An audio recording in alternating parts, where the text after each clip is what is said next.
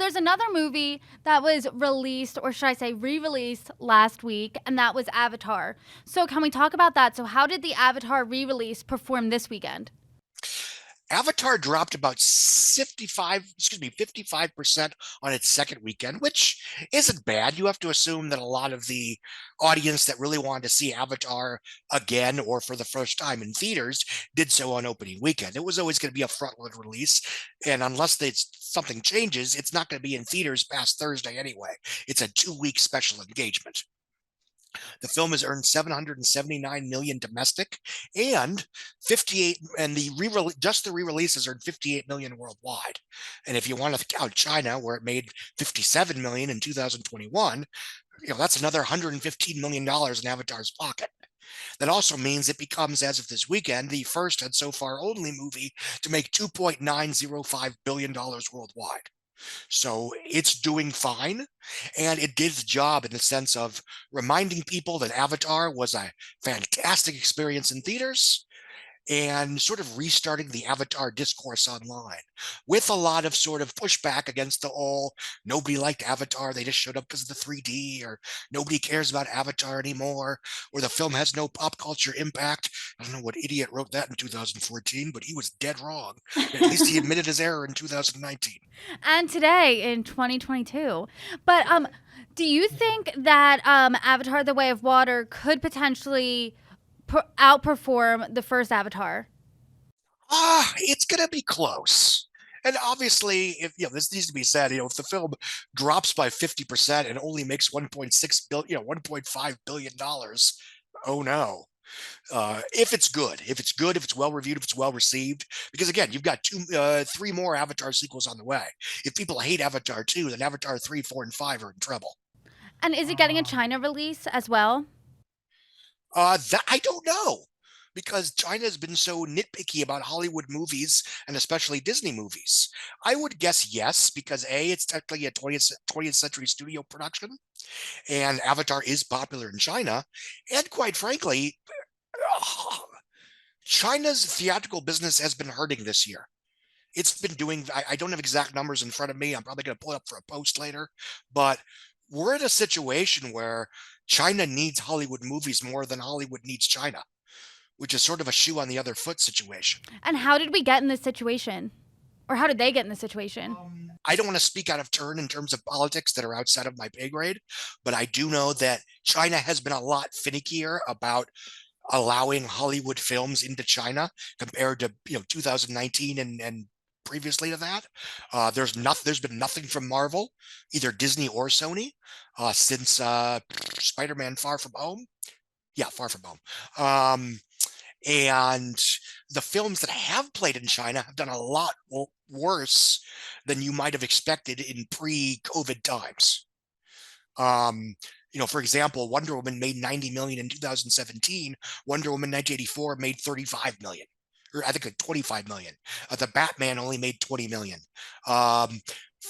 F9, Fast and Furious 9 made 205 million, which to be fair was basically on par with Hobbs and Shaw in 2019, but it was a hell of a lot less than Fate of the Furious and Furious 7, which was about 390 in 2015 and 2017.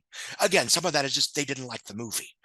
In the same way, the film was very continuity specific, mythology drenched, very fan baity and nostalgia driven, and they didn't care for it. In the same way that they very quickly rejected Detective Chinatown 3, which was also very continuity and mythology drenched. That film opened with $399 million in early 2021, which, by the way, is the biggest opening weekend of all time for any movie in any marketplace.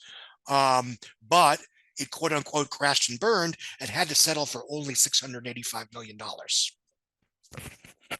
Uh, in other examples, Jurassic World made 227 in China in 2015.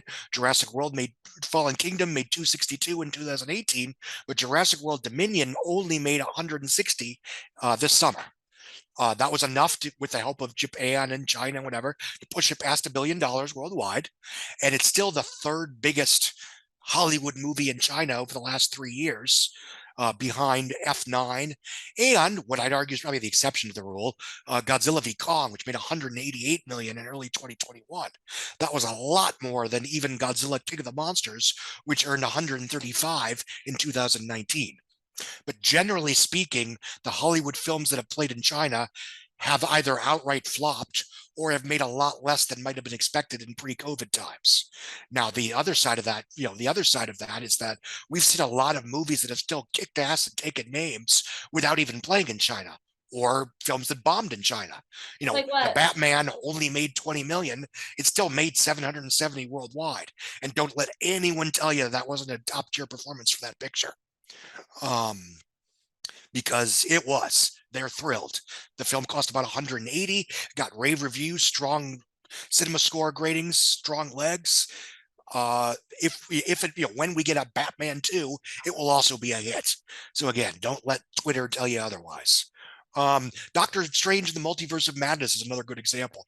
Oh no, Marvel is doomed. It only made $955 million. That's like if you take away China, which the first Doctor Strange made about 115 there, the film made like a 71% jump from the first Doctor Strange, which made $677 million worldwide in 2016. The sequel did 955 without China. Top Gun made 1.476 billion and counting without China. Joker, even before COVID, made $1.73 billion without China. Spider-Man No Way Home last December made $1.9 billion without China. So time and time again, it's proven we don't rely on China to have these box office smash successes.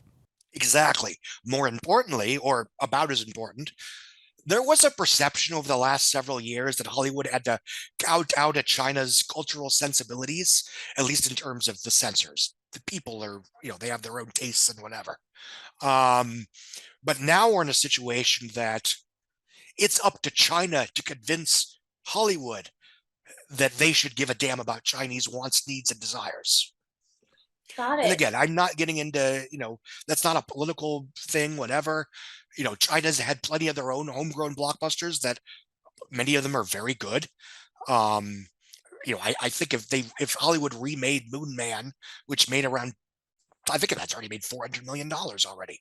I think they would have a solid little Hollywood hit, but whatever. When I talk about China in a broad sense, for the record, I'm talking about the government, not the people.